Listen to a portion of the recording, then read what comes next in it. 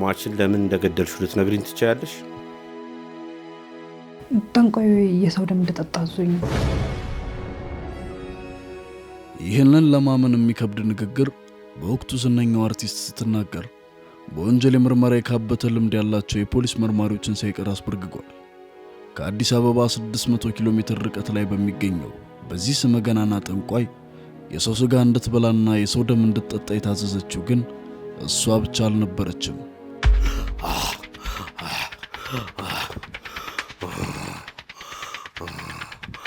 እዚህ መንደር ላይ ያለውን የማዕድን ስራ ተቆጣጥራችሁ ቢሊዮነር መሆን ነው የምትፈልጉት? አዎ ጌታዬ። እንግዲያውስ የሰው ስጋ መብላትና የሰው ደም መጠጣት ይኖርባችኋል።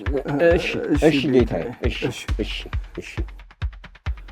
እነዚህ በምስሉ ላይ የምትመለከቷቸው ሁለት ግለሰቦች የተቸገሩ ድሃዎች እንዳይመስሏቸው አዲስ አበባ ውስጥ የታወቁ ነጋዴ ሀብታሞች ሲሆኑ በባንክ አካውንታቸው ውስጥ የሚገኙ የገንዘብ መጠንም ከሚሊዮነሮችና ቢሊዮነሮች ተርታ ያሰልፋቸዋል።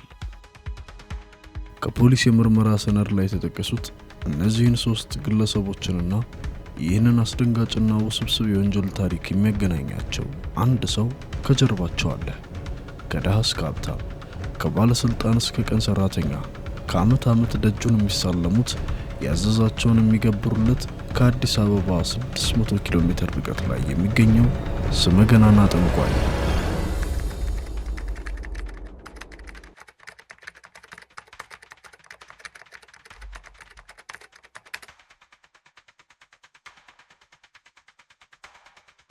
ከአስክሬን ጋር በአንድ መኝታ ክፍል የተገኘችው ኢንስታግራም ላይ ከ500 ሺህ በላይ ፎሎወር ያላትና የተለያዩ ፊልሞች ላይ በመስራት የምትታወቀው ዝነኛ ኢትዮጵያዊት አርቲስት ባገኘነው የፖሊስ የምርመራ ሰነድ ላይ እውነተኛ ስሟ የተጠቀሰ ቢሆንም የዝግጅት ክፍላችን ለአርቲስቷ ደህንነትና ለቤተሰቦቿ ክብር ሲል ስሟን በኤሚ ቀይሮታል።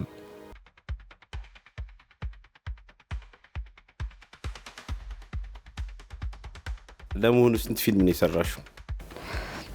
አሁን እየሰራው ከነበረው ጋር 4 ፊልም ሰርቻለሁ። እንዲሁም ደግሞ ለትልልቅ ድርጅቶች 5-6 ማስታወቂያ ሰርቻለሁ። እና በ3 ፊልም እና በ6 ማስታወቂያ ነው በወር 2 እና 3 ዱባይ፣ ሞምባሳ፣ ፓሪስ፣ ሲሸልሽ እየሄድሽ የምትዝናኙ? የአርቲስቶችን ህይወት እኮ እናውቃለን። ከአንቺ በላይ ዝነኛ የሆኑ 10-20 ዓመት እየሰሩ ዛሬም ኑሯቸው ከእጅ ወዳፍ ነው። አንቺ ግን ፊልም ኢንዱስትሪውን ከተቀላቀልሽ 5 ዓመት እንኳን ሳይሞላሽ የ5 ሚሊዮን ብር መኪና ነው የምትነጂው። በወር 80 ሺህ ብር የምትከፍይበት አፓርታማ ውስጥ ነው የምንኖረው። ኢንስፔክተር፣ ይቅርታ ኢንስፔክተር፣ ይሄ እኔ ከተከሰስኩበትም ጋር ሆነ መኝታ ቤቴ ጋር ከተገኘው ማስከሬን ከጠንቋይም ጋር ቢሆን ምንም ያገናኘው ነገር የለም። ያገናኘው በደንብ ያገናኘዋል።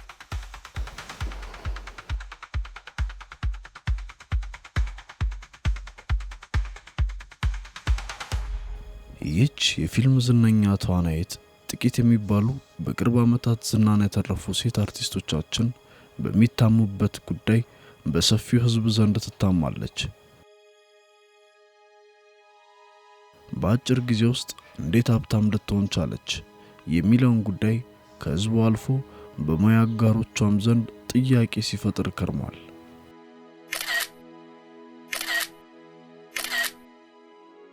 እኔ እንግዲህ ፊልም መስራት ከጀመርኩ ኦልሞስት 15 ዓመት ሊሆነኝ ነው። ከ20 በላይ ፊልምና ተከታታይ ድራማዎች ላይ ተውኛለሁ። 6 የሚሆኑ ፊልሞችንም ፕሮዲውስ አድርጌያለሁ። የተወሰኑትንም ጽፌ ያዘጋጀሁት ራሴው ነኝ። አስበው፣ እኔ ፕሮዲውሰር ሆኜ የልጆችን ትምህርት ቤት ለመክፈል የቤት ኪራይ ሳንቲም ለማግኘት ከወር ወር በሰቀቀን ነው የምኖረው። ይሄ ከጠየቁ ጥያቄ ምን ያገናኘዋል? ኦኬ፣ ልመጣልህ እኮ ነው። አንድ ፊልም ፕሮዲውስ የማደርግበትን 700 እና 800 ሺህ ብር ከስንትና ስንት ሰው ተበድሬ ነው የማመጣው። ብዙ ባለሀብቶችም ፊልማችንን በ50 እና በ60 ሺህ ብር እንኳን ስፖንሰር አድርጉልን ስንላቸው እሺ አይሉንም። ለእንደ ኤሚ አይነት ሴት አክተሮቻችን ግን ልደታቸውን ለማክበር 2 እና 3 ሚሊዮን ብር በአንድ ቀን ይወጣሉ። አስበኸዋል? በአንድ ቀን ነው የሚያወጡት። ዝነኛው ኢትዮጵያዊ አክትረስ ዋናው የገቢ ምንጯ ሴተኛ ዳሪ እንደሆኑ እህቶቻችን ዝሙት ነው? አዎ፣ ይሄማ የአደባባይ ሚስጥር እኮ ነው። እዚህ ምርመራ ክፍል ከተገኘው በኋላ ግን የሰማሁት ነገር ያልጠበቅኩት ስለሆነ አስደንግጦኛል። እቺን የመሰለች ታዋቂ አርቲስት ዝናዋን ለመጨመርና ሀብታም ለመሆን በጠንቋይ ታዛ የሰው ደም ትጠጣለች፣ የሰው ስጋ ትበላለች የሚለውን ለማመን የከበደኝ የነበረ ቢሆንም አሁን ግን አምኛለሁ።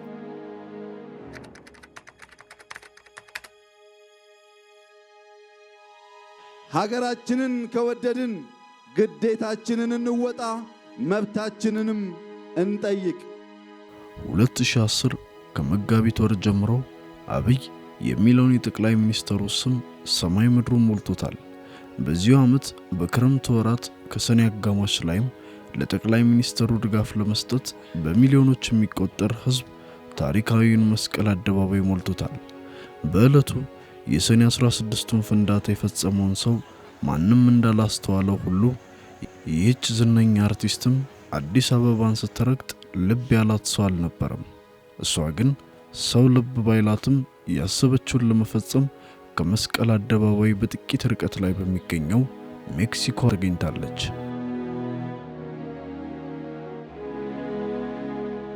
አዎ ልክ ነው። ለመጀመሪያ ጊዜ አዲስ አበባ የመጣሁት ሰኔ 16 2010 ነበር። የታዘዝኩትን ነገር ለመፈጸም በጣም ግራ ገብቶኝ ስለነበር እጅግ በጣም ጭንቅ ብሎኝ ነበር። ትዝ ይለኛል። ምንድነው የታዘዝሽው? የጨነቀሽ ስለምንድን ነው?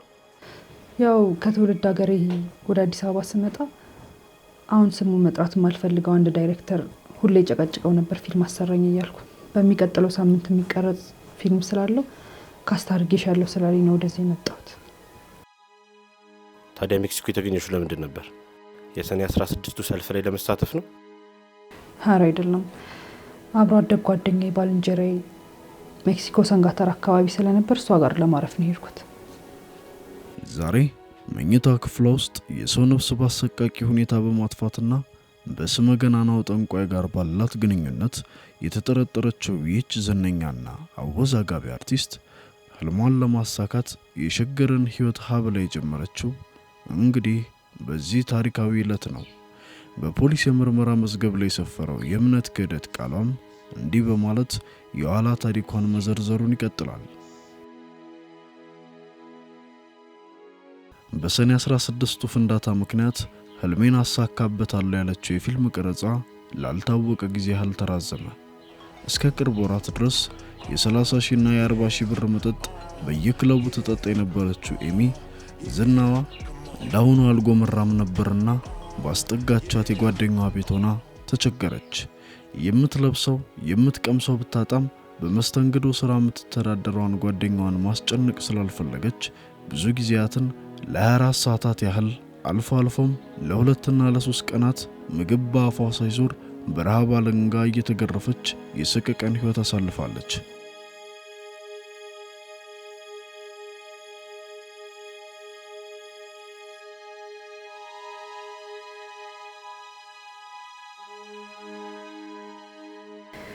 ድህነት በጣም ክፉ ነው።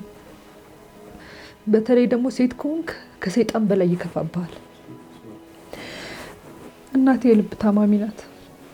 እኔንም ወንድሜንም ታናሽ እህቴንም እሷ ነች ጉሊት እየቸረቸረች ያሳደገችን።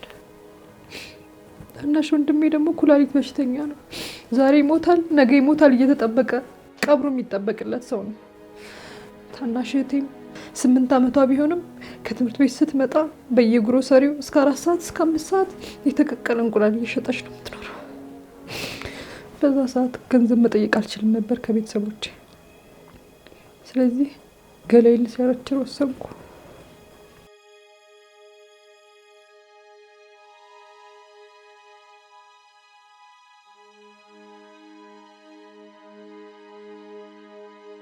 አርቲስት ከመሆንሽ በፊት ሴተኛ ዳሪ ነበርሽ እንዴ? ሴተኛ ዳሪ በጣም ጥሩ ስም ነው የሰጣችሁት። እኔ ግን አርቲስት ኮንኩ በኋላ ነው ሸሊ ሆንኩት።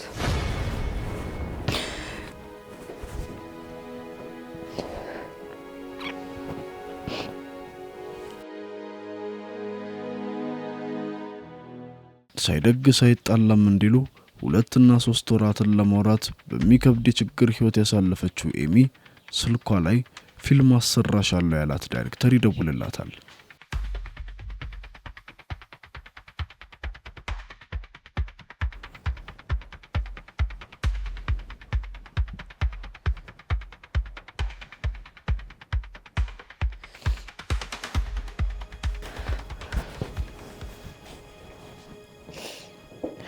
አዲስ አበባ ስትመጪ ፊልም አሰራሻለሁ ያለኝ ሰውዬ በጣም ታዋቂ ዳይሬክተር እንደነበረ ሳቅ እንዴት ደስ እንዳለኝ። ለካ እግዚአብሔር ልጆችን ጥሎ አይጥልም፣ ለካ ይወደኛል ብዬ ነበር የመጣሁት፣ ግን ተሳስቻለሁ። እግዚአብሔር እኔ መቼም ሊወደኝ አይችልም፣ መቼም አይወደኝም። በየቀኑ ቤቱ እየተመላለስኩ እኔን እንኳን እሺ የሰው ፊት ልይ ይራበኝ ይጥማኝ ምን አለ ለዛች ምስኪን እናቴ ለታናሽ ወንድሜ ሲል ህይወቴን ቢቀይርልኝ እያልኩ በየቀኑ አይኔ እስኪሟሟ ማለቅሰው።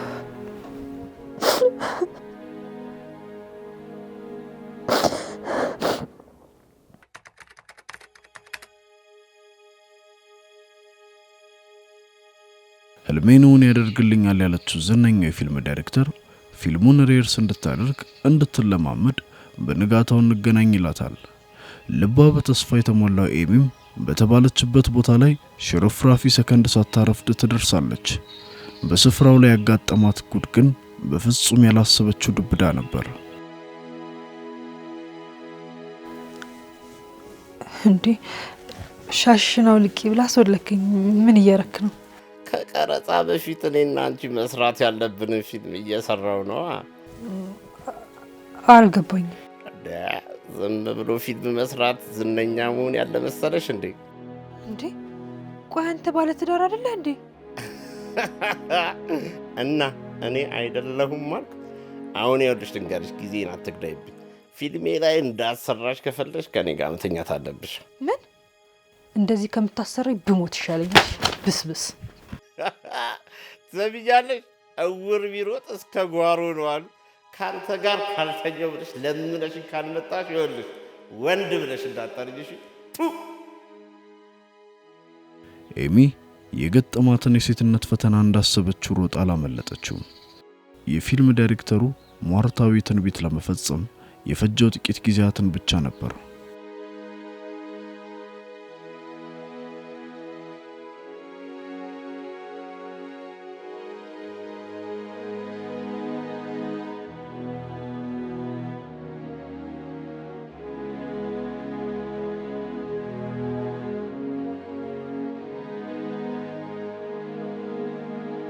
በወቅቱ ኮኔክሽን ስላልነበረኝ ይሁን የስራው ባህሪ ይሁን ፊልም አሰሩኝ ብዬ የጠየኳቸው ዝነኞች ሰዎች በሙሉ ጭኔን ከፍቼላቸው አብረን እንድንተኛ ነበር የሚፈልጉት። ይህ ሁሉ ሴት አርቲስት ግን እንደዛ አድርጎ ነው የፈመሰው እያልኩኝ መመለስ በማልችለው ጥያቄ ልቤ ማስጨነቅ ጀመርኩ። ይሄ የኢትዮጵያ የፊልም ኢንዱስትሪ ችግር ብቻ አይደለም። ጥናቶች እንዳረጋገጡት ከሆነ በዓለም ላይ ከ5 ሴቶች ውስጥ አንዷ በስራ ቦታዋ ላይ አካላዊም ሆነ ስነ ልቦናዊ የወሲብ ጥቃት ሰለባ ናት። በፈረንጆቹ 2017 የድፍን ዓለም መነጋገሪያ የነበረው ከሚቱ ሙቭመንት በኋላ የተሰሩ ጥናቶች እንዳረጋገጡት በዓለማችን ቁጥር 1 የፊልም ኢንዱስትሪ በሆነው ሆሊውድ ውስጥ 94% የሚሆኑ ሴት አክተረሶች ጾታዊ ትንኮሳ ደርሶባቸዋል። ከ20 እስከ 25% የሚሆኑት ደግሞ ከኔ ጋር ካልተኛችሁ ፊልም አናሰራችሁም ተብለዋል። በተመሳሳይ በፈረንጆቹ በ2020 የተሰራ ጥናት በህንዱ ቦሊውድ 50% አዳዲስ ሴት ተዋናዮች በአሰሪዎቻችን የወሲብ ጥያቄ ቀርቦልናል ብለዋል። በኢትዮጵያ ሴቶች ላይ የሚፈጸመውን ወሲባዊ ትንኮሳ በዳታ ለማስቀመጥ ቢቸግርም የተወሰኑ ጥናቶች ግን እነዚህን ቁጥሮች ያሳያሉ። በፋብሪካና በኢንዱስትሪ ፓርኮች ከሚሰሩ ከ15 እስከ 25%፣ በመንግስትና በግል ቢሮዎች ከ10 እስከ 20%። ሴቶች በቀጥታም ሆነ በተዘዋዋሪ ባለቆቻቸውና በስራ ባልደረቦቻቸው ስራ እንዲያገኙ ወይም ስራቸውን እንዳያጡ የወሲብ እናድርግ ጥያቄ ይቀርብላቸዋል። ባለታሪካችን ኤሚም ፊልም እንድናሰራሽ ቀሚስሽን ግለቢልን የሚለውን በተደጋጋሚ የቀረበላትን አስጨናቂ ጥያቄ ማለፍ አልቻለችም። በቃ እጅ ሰጠች። ሴቶች ክፉ ናቸው። በተለይ ለሴት ጓደኛቸው ሲሆን ሰይጣን ሲቀናባቸው ነው ክፉ የሚሆኑት። አይ እንዲህ ብለሽማ በጅምላ ትፈርጂ። እኔ ስለሌላ ሰው አላውቅም። እኔ የደረሰብኝን ነው የተናገርኩት። አብረሽን ካልሰራሽ ፊልም አናሰራሽም እያሉ እነዛ ዝነኞች ነፍስና ስጋዬን ሲያስጨንቁን መተንፈስ ባቃተኝ ጊዜ ምን እንዳለች ታውቃለህ? ያቺ አስጠጋችኝ ያልኩ ሴት ጓደኛዬ ግሮሰሪ ለግሮሰሪ እየዞርኩ እንዴት ነው አንቺ ምቀልብሽ አለች። ነው ወይንስ አልጋደምም እያልሽ ነው አትለኝ መሰለ? ሰው እንዴት ምንስ ቢቸግረው አብሮ አደጉ እንደዛ ይላል? ታዲያ በወቅቱ ያንቺ ውሳኔ ምንድን ነበር? ያው እኔማ ምርጫ አልነበረኝም።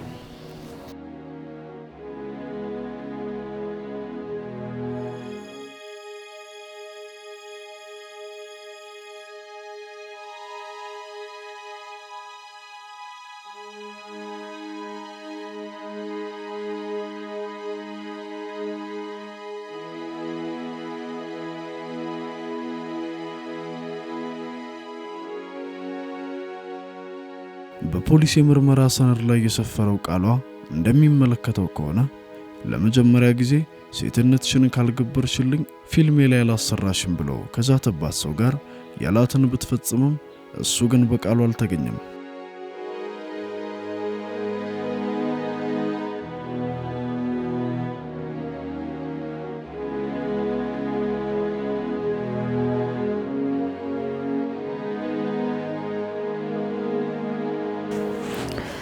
ሴቱኝ የተፈጠርኩበትን ቀን እየረገምኩ ጭኔን ከፈትኩለት። እሱ ግን ቃሉን አላከበረም። ያልከኝን አደረግኩ። ታዲያ መቼ ነው ፊልም የምታሰራኝ ብዬ ስጠይቀው ዛሬ ነገ እያለ ሴትነቴ ላይ እንደተደበረብኝ ገባኝ። ከዛ አልፎ ደግሞ ለጓደኞቹ ነግሯቸው ነው መሰለኝ እኔ ያሰራሻለሁ እያሉ ተቀባበሉብኝ። ያልገባኝ ነገር ከሱ አልፈሽ ሌሎቹ እንዴት እሺ ልትቻልሽ? አማራጭ አልነበረኝማ። እኔ ላይ ሸክም ከምትሆኝ ለምን ወጥተሽ አሸረምጭም ያለችኝ ጓደኛዬ ቤት ላለመመለስ በጥቂቱም ቢሆን የተዋወቅኳቸው አርቲስቶች ቤት ነበር ማድረው። ያው ኖ ፍሪ ላንች የሌለ ፈረንጅ። እነሱ ያበሉኛል፣ ያጠጡኛል። ለምላሹ ደግሞ እኔ አንድ ነገር ብቻ ነበር የምሰጣቸው፣ ነፍሴን ለማቆየት በድንጋይ ላይ ሲያለከልኩ ከማየት ውጭ ሌላ ምንም አማራጭ አልነበረኝ። የሴትነት ክብሯን እንደ አብርሃም በግ ለመስዋዕትነት አቅርባ የፊልም ኢንዱስትሪውን የተቀላቀለችው የዛሬ ዝነኛዋ ኤሚ ለመጀመሪያ ጊዜ ፊልም ያሰራኝ ዳይሬክተር ግን ባለውለታዬ ነው ትላለች።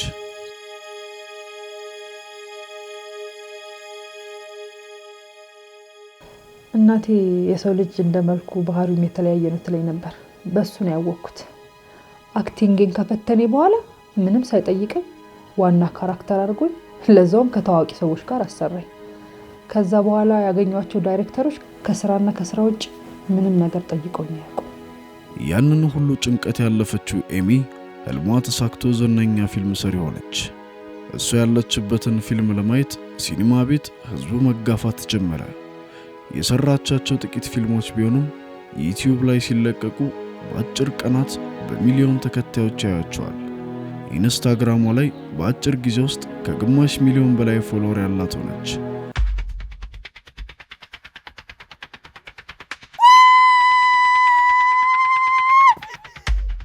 ታዲያ በጥቂት ዓመታት ውስጥ የዝና ማማ ላይ የወጣችው አርቲስት እንዴት መኝታ ቤቷ ውስጥ አስክሬን ሊገኝ ቻለ?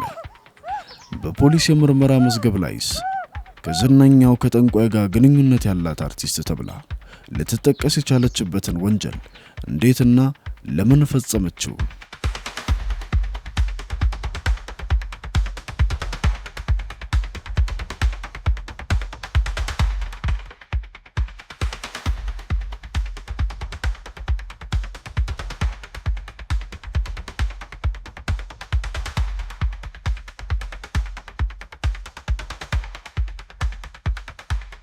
የእነዚህን ጥያቄ ምላሾችና የተፈጠረውን አስደንጋጭና ውስብስብ ወንጀል ሙሉ መረጃ ፖሊስ ያገኘው አዲስ አበባ አሉኝ ከምትላቸው ሚሊዮነሮች አንዱ ከሆነውና ኤሚን የሰው ደም እንድትጠጣ አዟታል ከተባለው ጠንቋይ ጋር ግንኙነት እንዳለው ወንጀሉ ከተፈጸመ ከአንድ ወር በኋላ ከተደረሰበት ከባለ ሀብቱ ከአቶ ቢኒያም መብራቱ ነው።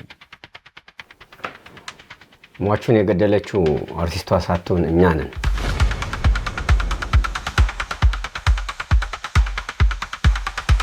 እናንተ እነማን ናችሁ የሚለውን ጥያቄ ብቻ ሳይሆን በጠንቋይ ታዝዤ ነው ወንጀል የፈጸምኩት ብላ በነፍስ ማጥፋት የከተማዋ ፍርድ ቤት የብይን ውሳኔ ሊያሰማ አንድ ሳምንት ሲቀረው አቶ ቢኒያም የተባለው ባለሀብት በራሱ ፍቃድ ወደ ፖሊስ ጣቢያ መጥቶ ለምን እንዲል ቻለ?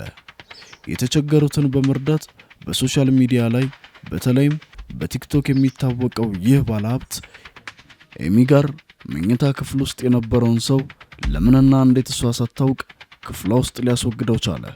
እኛንን የገደልነው ሲልስ አብረውት የነበሩት እነማን ናቸው? ከዝነኛው ጠንቋይ ጋርስ ያለው ግንኙነት ምን አይነት ነው? ለአንድ ወር ያህል ዝም ብሎ በዚህ ወቅት የፈጸመውን ወንጀል ለመናዘዝ የፈለገውስ ለምንድን ነው? በኤሚ የመኝታ ክፍል ውስጥ የሰውነት አካላቶቹ በአሰቃቂ ሁኔታ ተቆራርጦ የተገኘው ግለሰብስ ማን ነው?